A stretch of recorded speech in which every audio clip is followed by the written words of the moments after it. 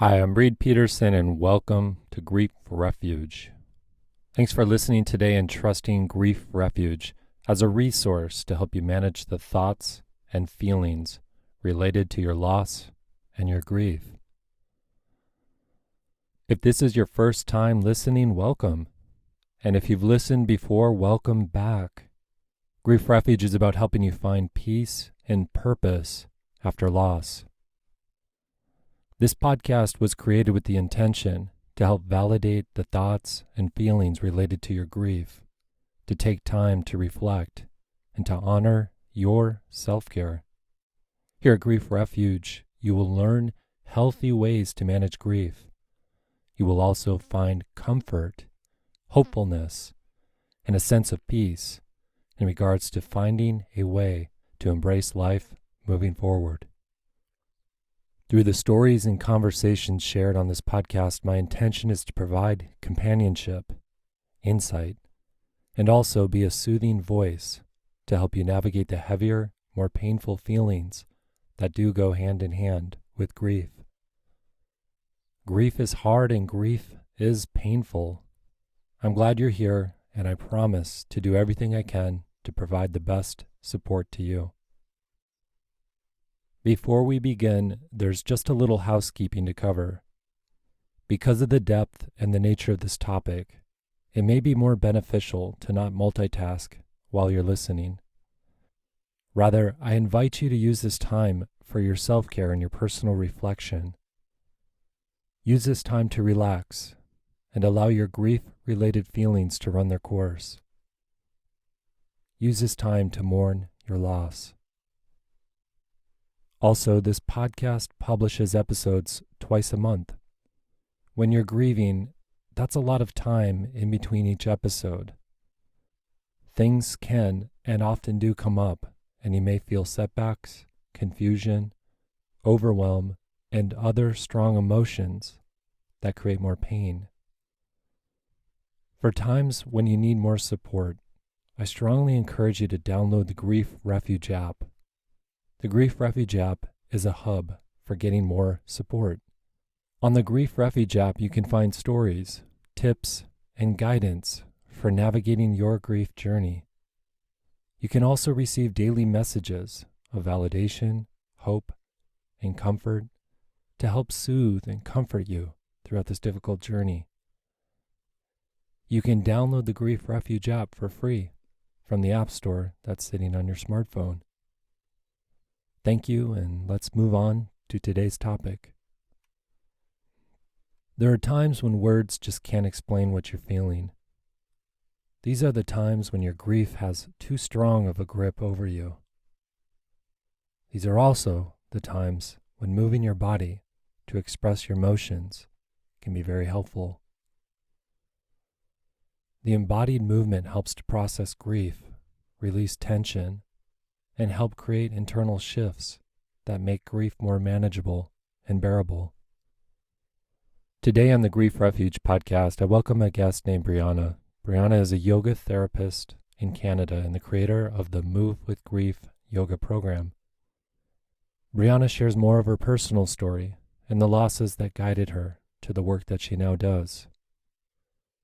And she shares a deeper understanding into the body's wisdom for healing grief.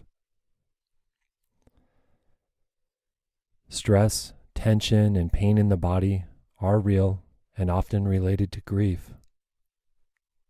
Often there isn't something wrong with you, but your grief may be the source of your discomfort.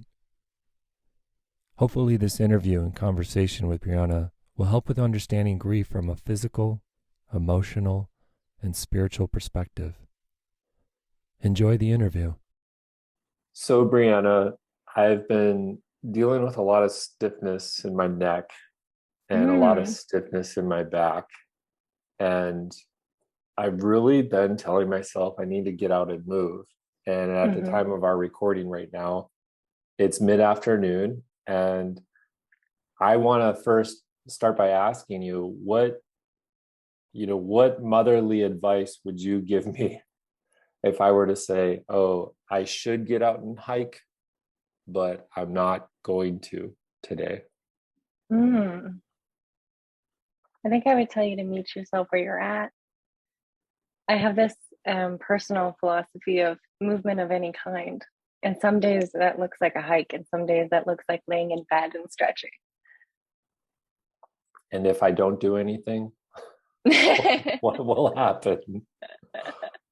Well, you'll probably keep some of that stiffness, that's for sure. But it's about it's about keeping a balance between your mind and your body and honoring them both. Hmm. I think you just helped us understand a little bit more about who you are and what you stand for. Will you please introduce yourself? Let Grief Refuge know about your Yeah. wonderful service.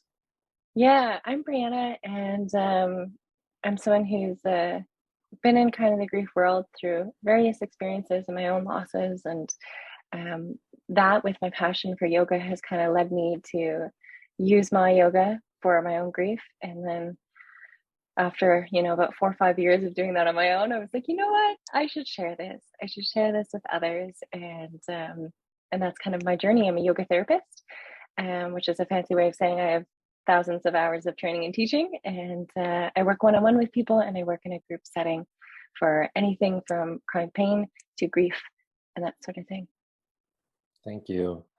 Oftentimes it's easy to be misconstrued about yoga as like this either 60-minute or 90-minute commitment where I'm going to hold certain postures and I'm being told to breathe a lot. And I don't really want to commit that amount of time because I know it's going to be hard and I'm probably going to Mm-hmm. feel uncomfortable. But then likely afterwards, I'll feel a little bit better. I'll feel a little more release or flexible or something, like a good soreness.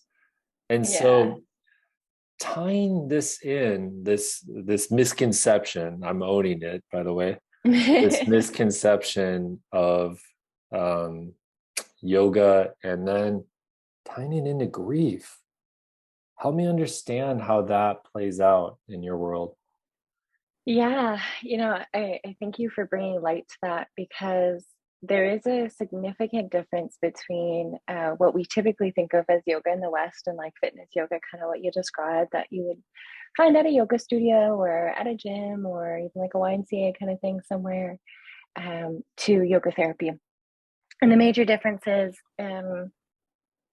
are that yoga therapy, we're working on something particular. We've got a particular target in mind.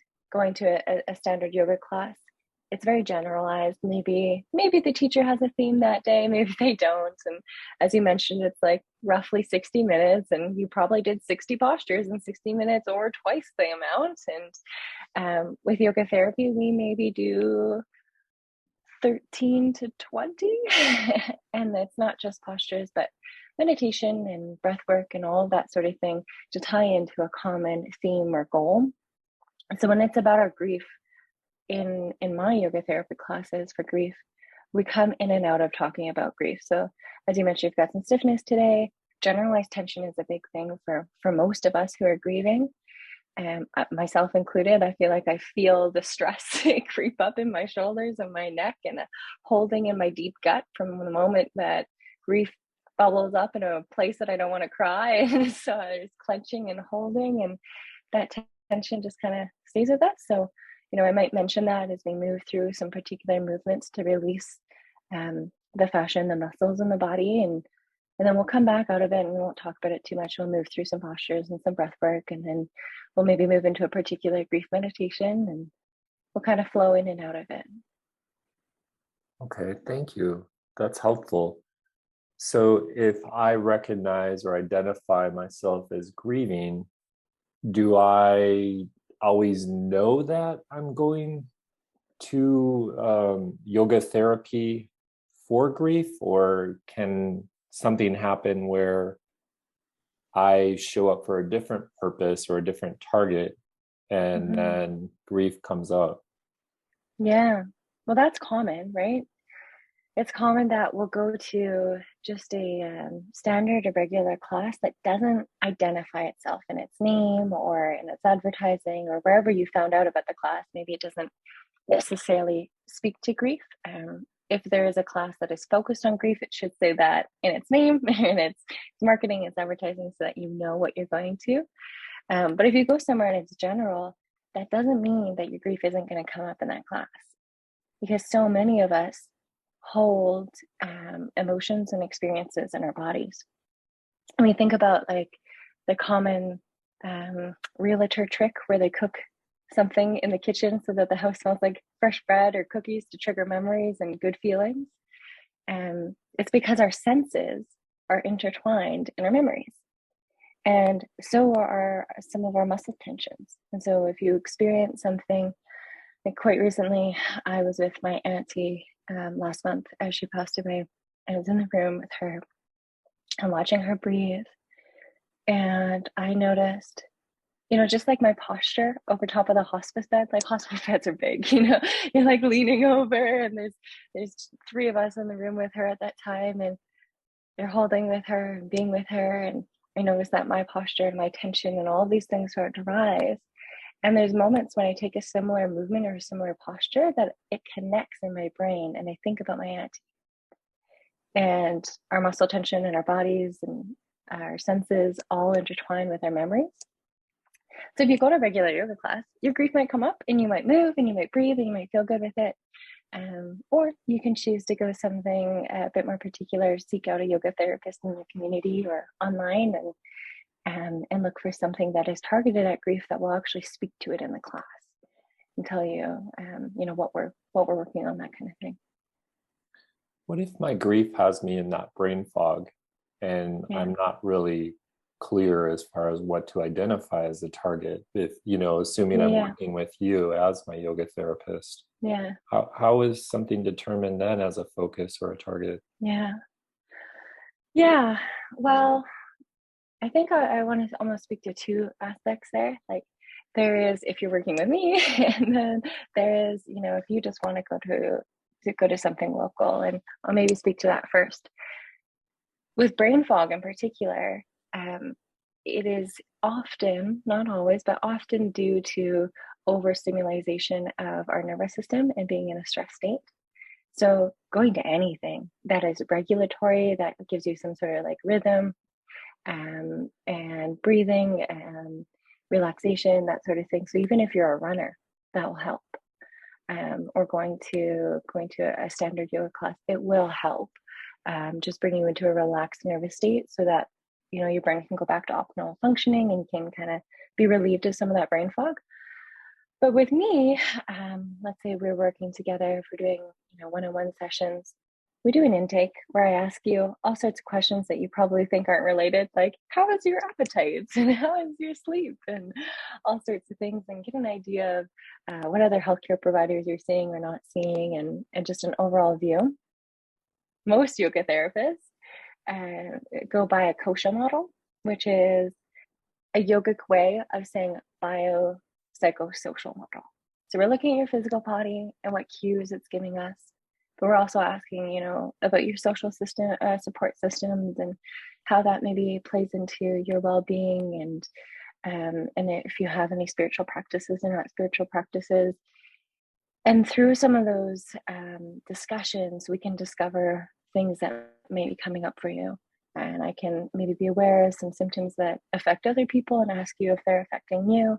And we can discover something together through conversation of what you want your focus to be. My general grief classes, my program group classes, each week has a different theme. So it might be brain fog one week. It might be dealing with those pangs of grief that come up unexpectedly. It might be, going into the holidays and learning some techniques for when you feel overwhelmed during the holiday season. So I hope that answers your question. It's very long-winded. It's great. I think it's very insightful. You know what? I'm having this experience right now where I actually am almost feeling overwhelmed with how much wisdom can come from what sounds like this type of practice. Do you have a specific story of gaining access to your own body's wisdom in the evolution of your training and developing your profession? Yeah. Oh, yeah, absolutely. I started going to yoga, and it was one of those things that I was like, huh, I feel like really good after this. Like, I'm really happy. Or, halfway through my day when I would normally have an afternoon slump, I feel like really energized. Like, I just feel so good. And that's what kept me going back. I did not understand it, didn't know what was going on. But I would get the odd teacher that would like drop a bomb of like, this is what's happening in your body right now. And I thirst for that. I would seek out those teachers and go to them and go and go and go. And it was really a physical practice for me. And then, I started yoga in late high school, and in my, early adulthood, I moved to a really large city in Canada, and I was really alone, and I wasn't in school, and I was working in an industry that was not very friendly, and I was really depressed.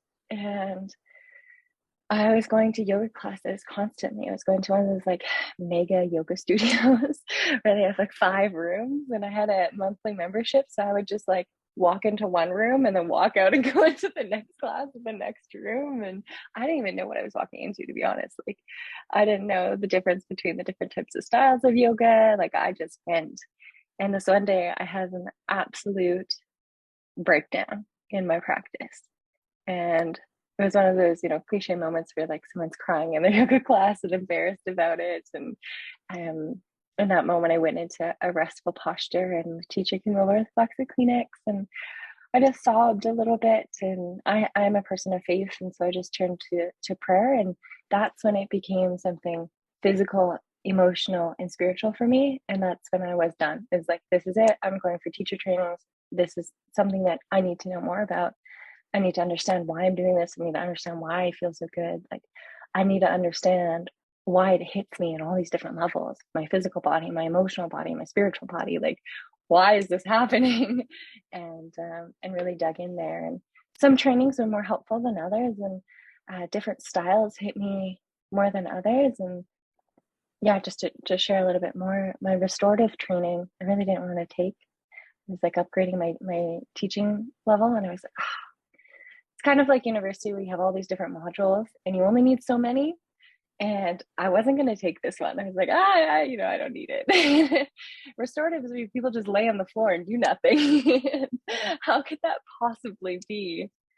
And that was a life-changing experience for me. And long story short, in that training, it had been a year of different type of grief and loss building up for me. I had lost one of my closest friends almost 9 months prior. And then I had someone really, really close to me, married somebody who, didn't love our relationship, our closeness in my family. And she kind of put up a divide. And then I had an employee who worked for me for a long time that I was really close to that left.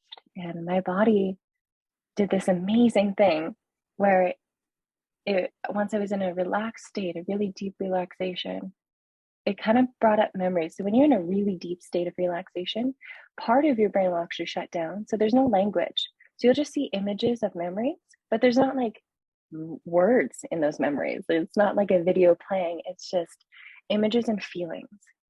So it kind of brought up my employee first. And I kind of cried a bit and self-soothed a bit and paused a bit and breathed. And then it brought up feelings of that person who was marrying somebody that wasn't fond of our closeness. And I kind of self-soothed through that. And then it brought up images of my friend who just died.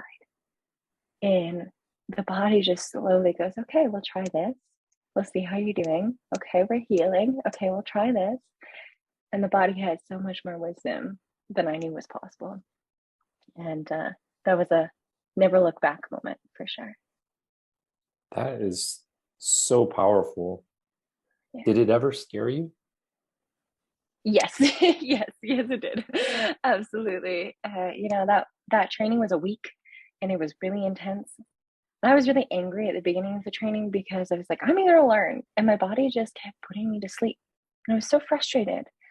And I have a client in particular who's experienced a lot of trauma and has a similar body response where the body does a little bit of processing and then needs deep processing, so it goes to sleep.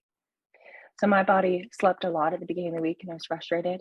And then I had this experience, And then I had an experience the next day where I went into such a deep state of relaxation that it really scared me, because I felt like I almost couldn't wake up. And I was worried that I would be trapped here with all of my emotions and all of these things. And that the body is so amazing. It's more amazing than we give it credit for. I knew I was safe. Like I knew the people I was with, I knew the building I was in. That physical and psychological safety is so important. And it's as simple as, doing a yoga class at home and leaving the door open or closed, whichever one makes you feel that ever so slightly safer. And having a relationship with your teacher, where you feel safe and secure and comfortable. That's when the deep healing happens. It's just absolutely amazing to me. I almost don't want to speak to it because I want to embody it. Mm-hmm. Obviously, we can't do that on a podcast, but so how did the development of your program for grief-specific yoga come up? What is the name of it? Move with Grief. Move with Grief. Okay, so you developed a program called Move with Grief. Yeah. And so how did this come to fruition? Yeah. Well, as I mentioned, my friend passed away, and he was kind of like the cornerstone of the starting of yoga for me. I was late high school and, extroverted, but too shy to go anywhere by myself. So I was trying to find everybody that would go with me to yoga, because I'm like, this thing, it feels so good. I like it. Like, somebody come with me, because I can't go by myself. And we struck a deal where I would make him breakfast after the 6 a.m. class, and we go to school. And I think he felt it too, and how good he was feeling with it. And it was good cross training for other things that he did. And we did that once, twice, sometimes 3 times a week for a good 2 years. And then he was like, all right, you can go by yourself now. It's like, okay, fair enough. And the years went on, and we grew a little bit apart with the next phase of our life, and trying to figure out our own journeys. And I moved back home to my hometown eventually. And I remember chatting with him about like, I don't know what to do now. I didn't like my experience in a big city, and I don't know what to do now. And kind of thought about a teacher training, and he was like, yeah, you should be a yoga teacher. That'd be so perfect. And he was right on board with it. And there happened to be an opportunity for me in my hometown to do it right away. And I just kind of jumped on it, and it just went from there. And yeah, so my friend was really excited. He was like, yeah, you should be a yoga teacher. Like, his enthusiasm was off the charts, having experienced so many classes together. And I happened to have the opportunity, and it all just kind of flowed, one door opened, and then the next and the next and the next. And fast forward a few years, and I'm teaching an insane amount of classes, running a studio, running myself ragged. And I hadn't heard from him in a little bit. And the last time I did, it wasn't so great. And one of our other mutual friends, who I had somewhat fallen out of touch with, was suddenly trying to get in touch with me. And that guy's sister was trying to get in touch with me. And I came out of yoga class, and it was like a billion phone calls and Facebook messages and all these emails, and like any possible method to get a hold of me. And I see all of these things, and yet I'm trying to like stay professional. I'm like, okay, bye everyone. Have a great day. See you next Tuesday. Like, it was, while you're silently sweating a little bit on the inside and outside. And yeah, I hopped on the phone with our mutual friend pretty quickly, and he was so ominous about it. He was like, what are you doing today? Well, like, I'm running my business. What are you doing today? He's like, well, can you cancel everything? Yeah, like, if I really had to, I could. And are you sitting down? Are you standing? Like, it was a whole thing. And so I took a moment and stepped away and sat down, and I don't remember what he said anymore. Like, that memory was just, it was obviously a lot for my nervous system. I know that from a distance. But that memory is still a lot. And I don't remember what words he said. I just remember the feeling. And like I said, the body has more memory of it. I remember how it felt. And I had this like urge, and I get this urge like every time my grandpa recently passed away. 10 days later, my nanny on a different side of the family passed away. My auntie just passed away. I get this urge where my body is so overwhelmed by the information that I just like need to escape it. So I run, or like, so that in that scenario, that time, went home, got my running shoes, didn't say anything to anybody, and went for the longest run until my legs hurt more and my lungs, because I'm an asthmatic, hurt more than the pain in my chest and the thoughts in my mind and the emotional pain. It was like, just run, run, run, run, run, run, run. And this year, when I first found out about my grandpa, I was like, okay, honey. And I said to my partner, I'm like, okay, see you in an hour. By the way, my grandpa just died, and I'm gonna go sweat it out and cry on the bike. He was like, okay, like, sure, but that is, I'm a bit more of an embodied person, or I just need to express myself through movement. And that is really kind of how it went. And between that, need and my own personal experience that way, and also, my yoga background and him being tied to my yoga practice, that after, the first 2 weeks were like a whirlwind, and leading up to his funeral was a whirlwind, and we were all together. It was this whole experience. But then the funeral happens. You're just like supposed to go back to work. Like, I'm supposed to just like go teach a fun fitness style yoga class. Like, I did it, but it didn't feel right. And I'm a strong believer that the emotions that you give off are things that people feel on some level, whether it's totally, whether they're totally aware of it or not. And so I had strong opinions about my teachers getting there early enough to meditate, to clear themselves, and then moving into teaching. And so for me, that looked like, in the hours in between classes, rolling out my mat, and sometimes another mat, like for him almost, like we used to, and to turn on music that reminded me of him. And his family took his phone and his like Apple account and his most played songs, and they burnt it into a CD. And so I would play that music really, really loud, combined and mixed in with music that I would find comfort in. And I would just move, and I would just flow and move and breathe and flow and quiet down into meditation and breath work. And that would be my practice for so long. And then, fast forward even more years later, I'm feeling guilty that I'm experiencing milestones and traveling and experiencing these things that he won't, and experiencing guilt that I don't think of him every day, and or as often as I used to, and those things. And so then it changed again for me. It turned into, how can I still feel connected and make a specific time for my grief? Because in the early days, I feel like, I don't know, it's so important to make time for your grief, but it makes time in your life for grief. Like, when you're walking in the grocery store, it's coming up, or you're, in the middle of doing a mundane task. The early days are just what they are. And, 5 years later, it's shifted. It's evolved. Grief is ever evolving. I don't know if I want to call it getting better or worse. It's just evolving. It's just changing, taking a new form. And so did my practice. It took more of a meditative form, more of a mindfulness practice to stay connected.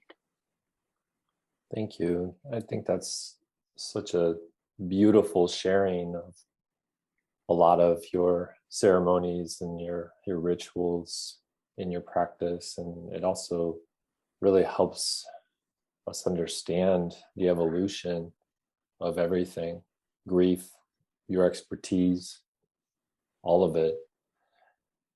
I keep thinking of feelings, and there's just so many people that it's not directly spoken of, but I feel like it's indirectly addressed, where they're afraid. The feeling is too scary to go into the body and to fully feel it out. And so do you have any specific techniques that are inviting, welcoming, or comforting for someone who knows that they need it, but yet they're so scared to quote unquote go there? Yeah. So it's going to sound like a tangent, but I promise it's not. I just took my niece to this like rock climbing fun zone thing. And she was so terrified. She would like go partway up and it had an auto belay, which means that you're in a harness and this like machine at the top will slowly lower you to the ground. But there's a moment where you fall. There's this like, and then it catches you and it feels the weight and then it slows you down. And she would get halfway up and then climb down, which is exhausting. You're going to totally fatigue your muscles if you climb all the way up and then climb yourself down. And so we started doing this practice where she would go just, shortly off the ground and then fall down. And then she would go up a little bit. And then what we did is a breath in and a breath out, and then you let go. And the body naturally lets go on an exhale. So it's easier to do in that sense. What I do with my clients and what I would recommend for everyone to do is to have a technique that works for them, that is calming and regulatory for them. Because the biggest key to it is knowing how to support yourself, right? When we're learning or teaching somebody how to do a handstand, one of the first things we do is teach them how to fall so that they can go up with no fear, knowing that they will catch themselves.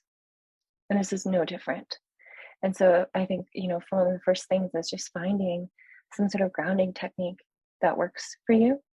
And I like things, and I often teach things that are physical body and breath, and maybe even the mind, working in all three.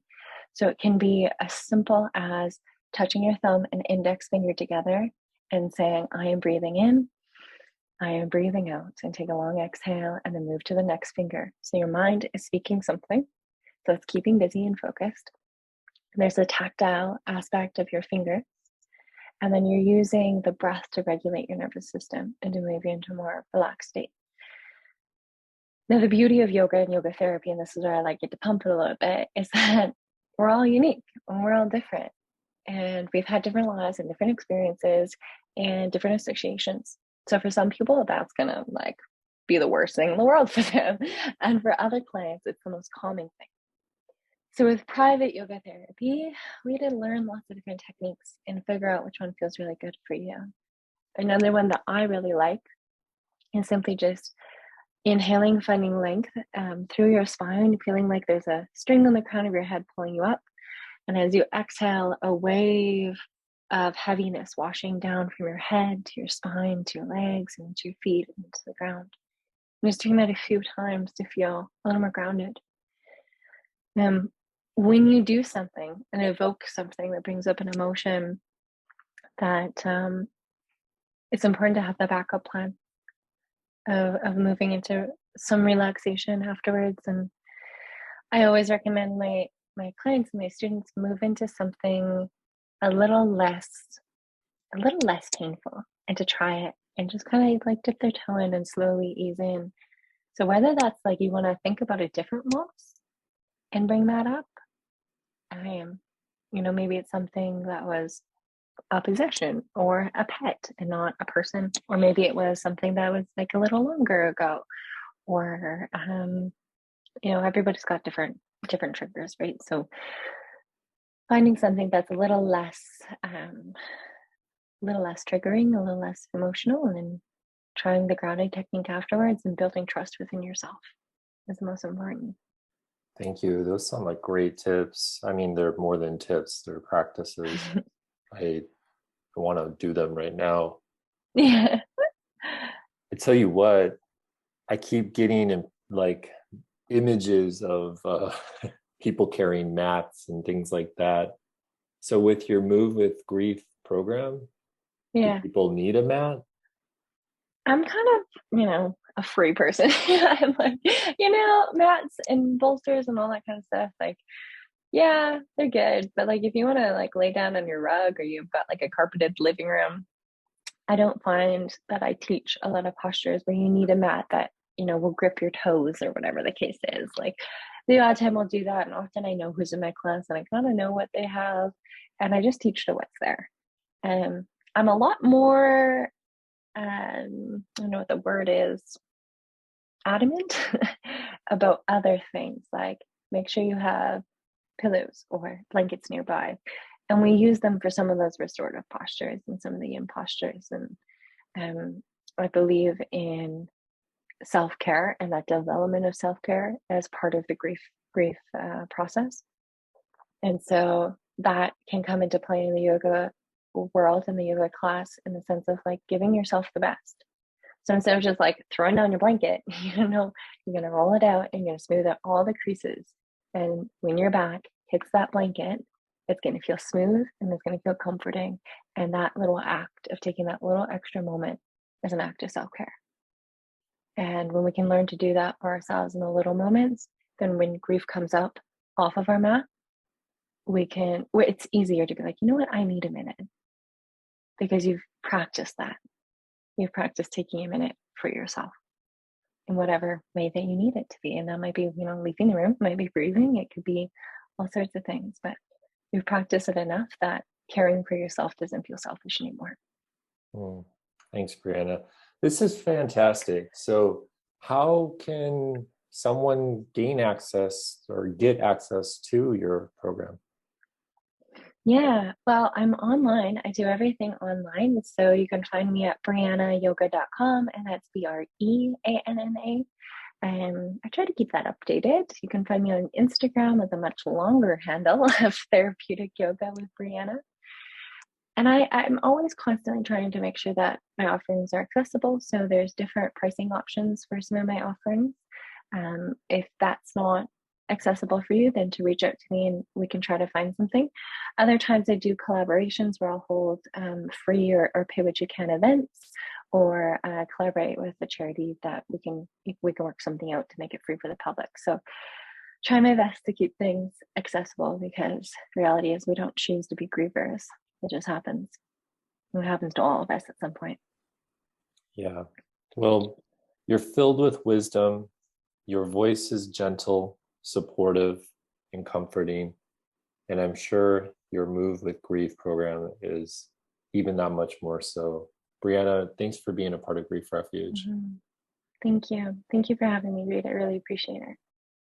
Thank you so much for listening to the full interview. I'm deeply grateful for your trust in Grief Refuge and our mission. We help the grieving find peace and purpose after loss. This is important work, and although painful at times, it's necessary for helping to heal your mind, heart, soul, and body. You can get more stories, guidance, insights, and more grief support on the Grief Refuge app, which I hope you download from your phone's app store now. Thank you. Take care. Keep honoring your grief. Be kind to yourself, and talk to you soon.